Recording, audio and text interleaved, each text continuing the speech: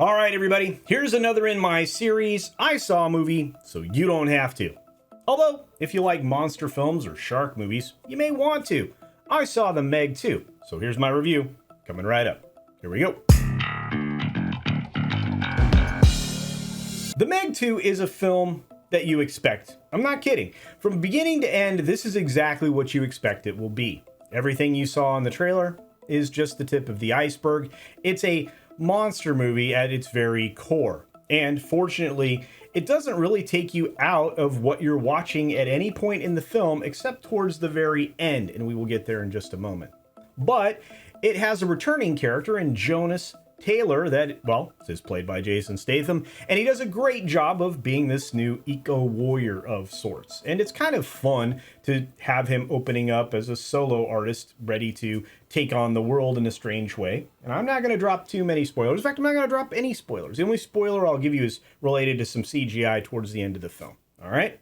Fair enough. When you get to the point that you're going, which is this Oceanic Institute, you're going to find out that they have like a baby Meg or a Meg pup or whatever that they've been training, which seems crazy to me. Very Jurassic Park kind of.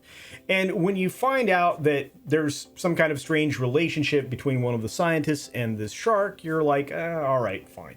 But that's not really where this film kicks off. This film kicks off because it's all about exploring this trench. That's why it's called Trench, or whatever, some kind of trench. Anyway, but they're going down into what, would be like the Mariana Trench. And they have basically kind of sectored it out so they can explore this area where they are certain that the Megs come from. And there's a barrier layer that they have to cross, which they'll explain in the film, in order to get down to that area to explore what's down there and maybe take like an assessment of what they're dealing with below this particular barrier. They've set up a, well, kind of like an oil rig on top of this area so that they can monitor it from above and close by.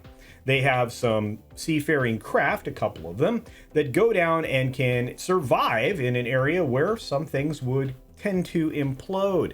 Very interesting tech, kind of fun, very believable. And you find out throughout this that, well, at a certain point, something's been compromised. And again, no spoilers, I won't tell you. But you'll also find out there are some subplots and some things that are working against this scientific endeavor. When you get back to the surface, there's more to confront, and there's a lot of human-on-human stuff here. Why? Well, because you're dealing with sharks, and sharks are in the water. You're not always dealing with sharks, and let me tell you, there are some surprise monsters in this as well. Again, no spoilers. Again, at 1 hour and 56 minutes, I didn't feel like I wasted my time. I had to suffer through about 5 trailers I'd already seen, so I'd already wasted 12 minutes of my day, and by the time I got around to the film, I was feeling pretty good about it. When I got to the end of the film, I felt comfortable leaving as the credits started to roll because I can't imagine there's much more to show me of what's going on. The audience, if you choose to be one of them, are going to have a very satisfying experience as long as you know what to expect. This is a very paint-by-numbers film, monster-wise. It's very similar. It'll feel beat for beat like you're watching a Jurassic Park film, or maybe the previous Meg film, or perhaps a Kong Godzilla film. That's what it's going to feel like. So if you know that's what you're getting, you won't be disappointed. Now, there's only one moment that the CGI seemed to really fail for me, and it was right at the end. And it was because there is a creature that gets involved in a confrontation with humanity, and there's just some moments of rubbery look, unrealistic things that didn't work well, that they tried to blur so that you wouldn't pay too much attention to it. Now, that won't pull most people out of film. People like me? Yes. Most people, it probably won't. In fact, you probably won't even notice, and that's totally fine. But that's really the only thing that you'll have to contend with outside of your suspension of belief, which you're gonna need, because this is a paint-by-numbers action, thriller, jump scare, monster film. I'm not kidding. I had a really good time. I took advantage of the snack bar this time, and I had some fries, so I was in the best possible mood to see this particular movie. Now we get down to the ratings, and here's what I thought of the film. This film is actually right in the middle. It's a 5 out of 10. It's not fantastic, and it's not terrible. It's a dumb beer movie, or that's, I guess, Mr. H's characterization. It's a dumb popcorn flick. It's there to entertain and nothing more. There's nothing deep to it, and you shouldn't have any expectations other than that. And again, if you go in like that, you're gonna have a good time.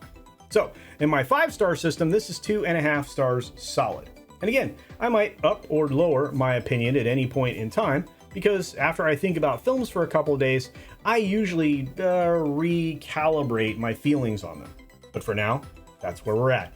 And if you're looking for some spoilers, there's a decent chance that I will be granting those on Tuesday, this coming Tuesday, on the H-Cast on Mr. H Reviews channel. And on that note, I hope you've enjoyed this review. Short and sweet, hard to beat, and hopefully it helps you decide whether or not to see Meg 2. On that note, be sure to take care of yourself, take care of others, wash your hands, of course, because it's good hygiene, and until next time, bye.